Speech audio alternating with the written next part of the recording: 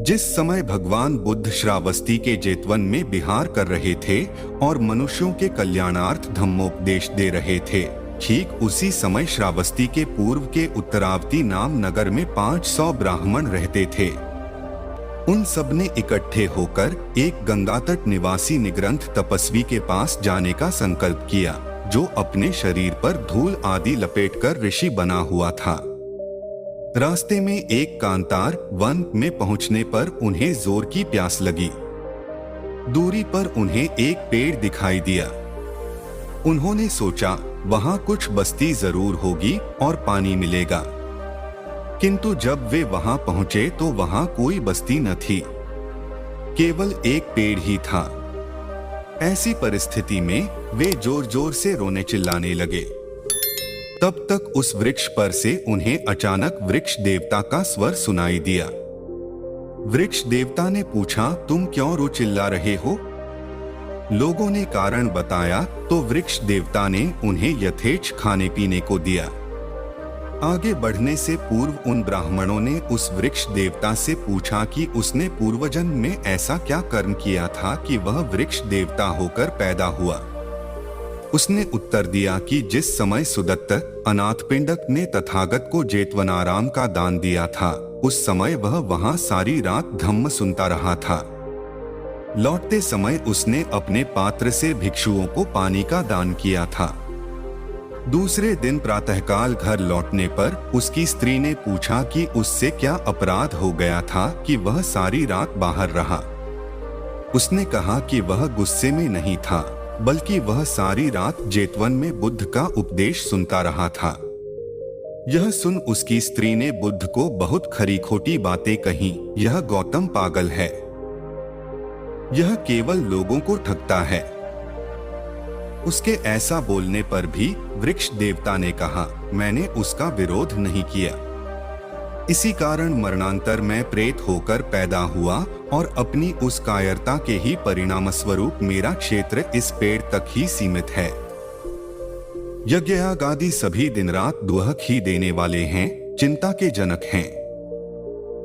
चिंता से मुक्त होने के लिए और दुहक का क्षय करने के लिए आदमी को बुद्ध के धम्म को ही स्वीकार करना चाहिए और जो यह ऋषियों का सांसारिक धर्म है उससे मुक्ति पानी चाहिए।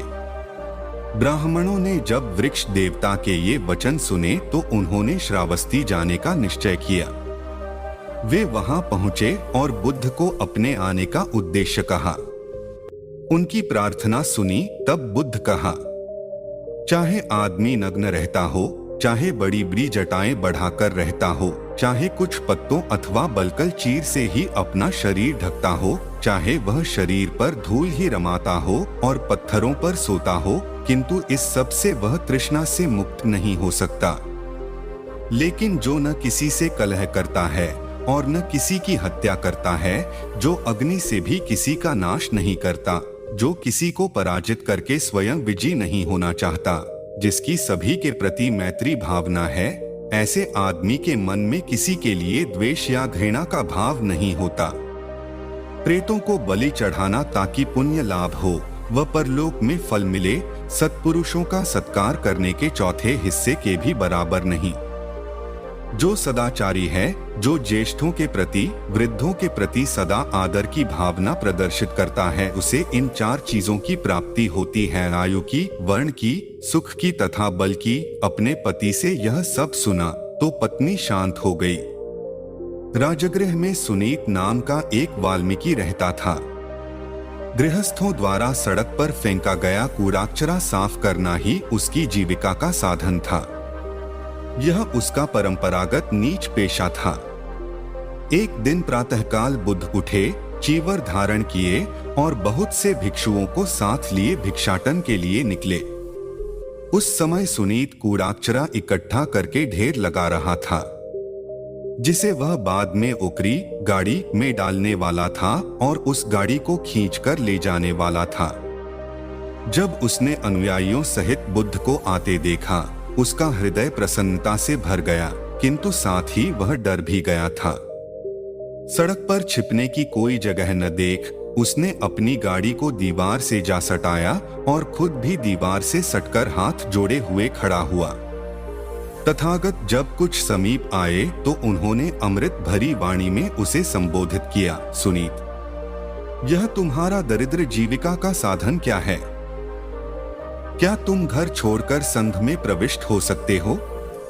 सुनीत को ऐसा लगा जैसे किसी ने उस पर अमृत वर्षा की हो। बोला, जिस संघ में भगवान बुद्ध हैं, उसमें मैं कैसे नहीं आ सकता? कृपया आप मुझे संघ में प्रविष्ट कर लें। तब तथागत के श्रीमुख से निकला भिक्षुआ। इस एक वचन से ही सुनीत को प्रव्रज्या और उपसंपदा मिली तथा वह पात्र चीवर युक्त हो गया। भगवान बुद्ध उसे विहार ले गए और धम्म और विनय की शिक्षा दी। शील, संयम और दम से प्राणी शुद्ध हो जाते हैं।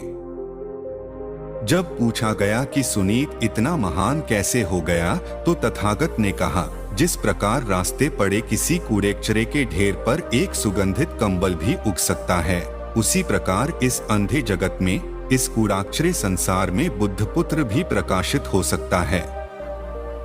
सोपाक श्रावस्ती निवासी एक अछूत बालक था। प्रसव वेदना के समय उसकी मां बेहोश हो गई। उसके पति और संबंधियों ने सोचा कि वह मर गई। वे उसे शमशान में ले गए और वहां उसके लिए चिता तैयार की। उस समय इतना पानी बरसा और ऐसा तूफान आया कि चिता में आग लगा सकना असंभव हो गया, इसलिए लोग उसे यूं ही चिता पर पड़ा छोड़ चले गए। सोपाक की जन्मदात्री उस समय तक मरी नहीं थी। वह बाद में मरी। मृत्यु से पहले वह बालक को जन्म दे गई। उस बच्चे का शमशान के रखवाले ने ही अपने बच्चे सुप्पिये के साथ पालन पोषण किया। मां की जाति के नाम पर बच्चे का नाम भी सोपाक ही पड़ गया। एक दिन भगवान बुद्ध शमशान के पास से गुजर रहे थे। सोपाक उन्हें देखकर उनके पास चला गया। भगवान को अभिवादन कर उसने भगवान से संघ में प्रविष्ट होने की अनुज्ञा मांगी। उस समय सोपाक की आयु केवल 7 वर्ष की थी। भगवान बुद्ध ने उसे अपने पिता की अनुमति लाने के लिए कहा। सोपाक अपने पिता को ही बुद्ध के पास ले आया। पिता ने भगवान को अभिवादन किया और प्रार्थना की कि वे उसके पुत्र को संघ में प्रविष्ट कर लें। इस बात का ख्याल न कर कि वह अछूत है, भगवान बुद्ध ने उसे संघ में प्रविष्ट कर लिया तथा उसे धम्म और विनय की शिक्षा दी। बाद में सोपाक एक स्थविर हुआ। सुप्पिय और सोपाक बचपन से साथ ही साथ बड़े हुए थे और क्योंकि सुप्पिय के पिता ने ही सोपाक का भी पालन पोषण किया था, इसलिए सुप्पिय ने भी अपने साथी सोपाक से भगवान बुद्ध के धम्म की शिक्षा ग्रहण कर ली। उसने सोपाक से ही उसके संन्यास ग्रहण करने की प्रार्थना भी की। जातिवाद के हिसाब से सोपाक सुप्पिय की भी अपेक्षा नीच जाति का था। सोपाक ने स्वीकार किया और सुप्पिय जो एक नीच जाति का था और जिसका परंपरागत पेशा शमशान की रखवाली था, भी एक भिक्षु बन गया। सुमंगल श्रावस्ती का एक किसान था। वह दराती, हल और कुदाली से खेत में काम करके ही अपनी जीविका कमाता था। छन्न कपिलवस्तु का ही एक अधिवासी था और शुद्धोदन के ही घर का एक दास। धन्य राजगृह का रहने वाला था। वह एक कुम्हार था। कपूर क्रूर श्रावस्ती में ही रहता था। बदन पर चीथड़े, हाथ में खप्पर लिए भीख मांगते फिरना ही उसकी जीविका का एकमात्र साधन था। उसका नाम ही पड़ गया था चीथड़े चावल। बड़े होने पर वह घास बेचकर गुजारा करने लगा था। इन सभी ने भगवान बुद्ध से संघ में प्रविष्ट होने की अनुज्ञा चाही। बिना उनकी नीच जाति की ओर देखे और बिना उनके पहले के पेशे की ओर देखे भगवान बुद्ध ने सभी को संघ में प्रविष्ट कर लिया। एक दिन एक सेठ ने महात्मा बुद्ध से भिक्षा पर आने का आग्रह किया। बुद्ध जानते थे कि सेठ दुराचारी है।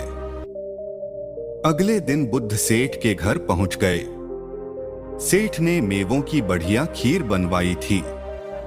बुद्ध ने अपना कमंडल आगे बढ़ा दिया। सेठ ने देखा कि कमंडल में गोबर भरा है।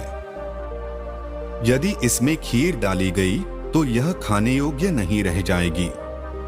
सेठ ने कमंडल को धोया और साफ करके उसमें खीर भर दी। महात्मा बुद्ध कमंडल लेकर चल पड़े, लेकिन दरवाजे तक जाकर ठिठक गए। सेठ से बोले, यदि तुम मेरा आशीर्वाद चाहते हो तो जिस प्रकार तुमने मेरा पात्र साफ किया है उसी तरह पहले अपने अंदर के पात्र को साफ करो। तुम्हारे अंदर जो कचरा भरा है, जब वह निकलेगा तभी आशीर्वाद फलीभूत होगा। सेठ इशारा समझ गया और महात्मा बुद्ध का शिष्य हो गया। एक समय भगवान बुद्ध राजगृह के वेणुवन में विराजमान थे, जहां गिलहरियों को दाना चुगाया जाता था। उस समय राजगृह में सुप्रबुद्ध नाम का एक कोढ़ी रहता था। वह अत्यंत अभागा था, अत्यंत दरिद्र था और अत्यंत दुखी था। और ऐसा हुआ कि उस समय तथागत बड़े भारी जन समूह से घिरे हुए धर्मोपदेश कर रहे थे। उस कुष्ठ रोगी सुप्रबुद्ध ने जब कुछ दूर से वह भीड़ देखी तो उसके मन में उत्कंठा जागी। निःसंदेह वहां लोगों को भीख बंट रही होगी। मैं भी यदि वहां निकट चला जाऊं तो मुझे भी खाने को कुछ न कुछ अवश्य मिल ही जाएगा। इसी प्रकार कोढ़ी सुप्रबुद्ध उस भीड़ के पास पहुंचा। वहां जाकर उसने देखा कि बड़े जन समूह के मध्य बैठे बुद्ध धर्मोपदेश दे रहे हैं। उसने सोचा, यहाँ भीख तो नहीं बंट रही है, यहाँ तो श्रमण गौतम का धर्मोपदेश हो रहा है। अच्छा, मैं धर्मोपदेश ही सुनूं। वह निश्चय करके एक ओर बैठ गया। अपने चित्त से सभी उपस्थित लोगों के चित्त की दशा जानकर तथागत ने सोचा, इन उपस्थित लोगों में कौन है जिसे धर्मावबोध हो सकता है। तब तथागत ने वहीं एक ओर बैठे कोढ़ी सुप्रबुद्ध को देखा। उसे देखकर तथागत ने जाना, इसे धर्मावबोध हो सकता है।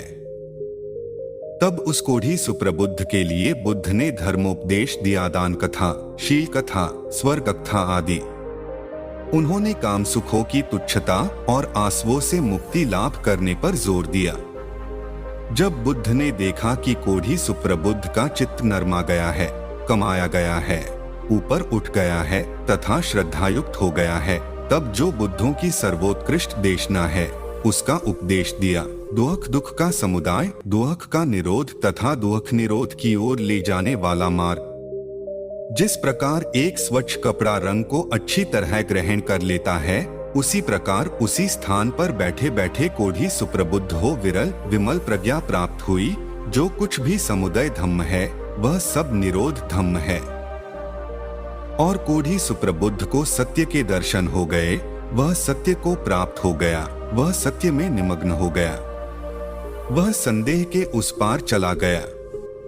उसकी विचिकित्सा शांत हो गई, उसमें विश्वास उत्पन्न हो गया। अब उसे और कुछ करणीय नहीं रहा। वह बुद्ध की देशना में सुप्रतिष्ठित हो गया। तब कोढ़ी सुप्रबुद्ध अपने आसन से उठा और बुद्ध के कुछ समीप जाकर एक ओर बैठ गया। इस प्रकार बैठे हुए उसने बुद्ध से निवेदन किया, अद्भुत है भगवन, अद्भुत है। जैसे कोई गिरे को ऊपर उठा ले, छिपे को उघाड़ दे, पथभ्रष्ट को रास्ता दिखा दे, अंधकार में दीप प्रज्वलित कर दे ताकि जिन्हें आँख हैं वे रास्ता देख लें। इसी प्रकार भगवान ने नाना प्रकार से धम्म की व्याख्या कर दी। मैं बुद्ध, धम्म और संघ की शरण ग्रहण करता हूँ। भगवान आज से मेरे प्राण रहने तक मुझे अपना शरणागत उपासक समझें। तब बुद्ध की वाणी द्वारा चेतनता और प्रसन्नता को प्राप्त हुआ कोढ़ी सुप्रबुद्ध अपने स्थान से उठा और भगवान को अभिवादन कर वहां से विदा हुआ। दुर्भाग्यवश एक दुर्घटना हो गई। एक तरुण बछड़े ने रास्ते में उस कोढ़ी सुप्रबुद्ध को सींग खोदकर जान से मार डाला।